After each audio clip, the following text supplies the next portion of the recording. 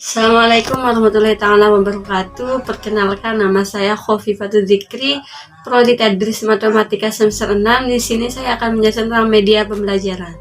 Sebelum lanjut, kita harus mengetahui apakah media itu dalam bahasa. Dalam bahasa Latin, media itu biasanya dikatakan medium. Sedangkan dalam bahasa Indonesia, medium berarti perantara atau pengantar. Sedangkan pembelajaran dalam bahasa Latin instruction.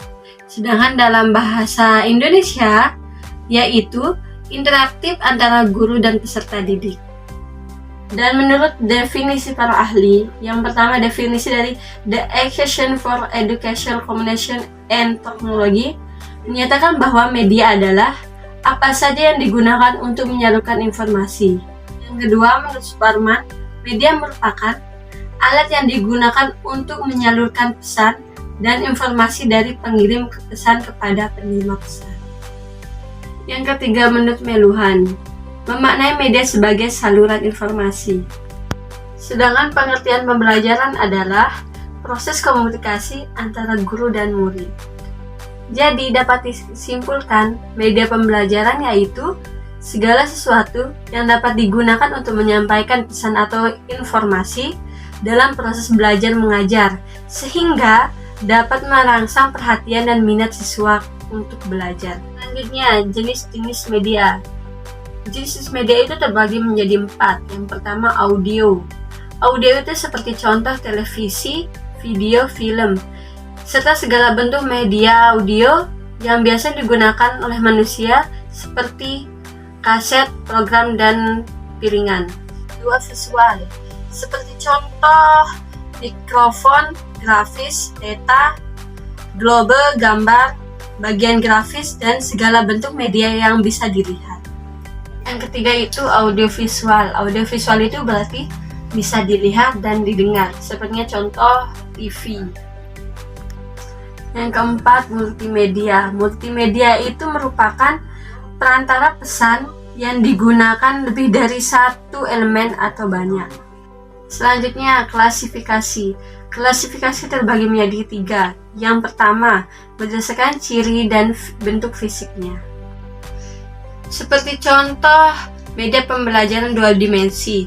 Media pembelajaran 2 dimensi berarti hanya dilihat dari satu sisi saja. Contohnya, gambar bagan atau sejenisnya yang hanya dilihat dari sisi datar saja. Yang kedua yaitu media pembelajaran 3 dimensi. 3 dimensi itu berarti bisa dilihat dari berbagai arah. Contohnya kursi, mobil, rumah, dan sebagainya. Yang ketiga, media pandang diam, yaitu media yang menggunakan media proyek yang hanya menampilkan gambar diam di layar. Klasifikasi yang kedua yaitu berdasarkan unsur pokoknya. Klasifikasi media berdasarkan unsur pokoknya yaitu suara, visual, atau berupa gambar grafis dan simbol dan gerak. Klasifikasi yang ketiga yaitu berdasarkan penggunaannya. Dalam klasifikasi penggunaan itu terbagi menjadi 3, yaitu penggunaan secara individu, penggunaan secara kelompok, dan penggunaan secara massal. Selanjutnya, fungsi media pembelajaran. Yang pertama, sebagai sumber belajar.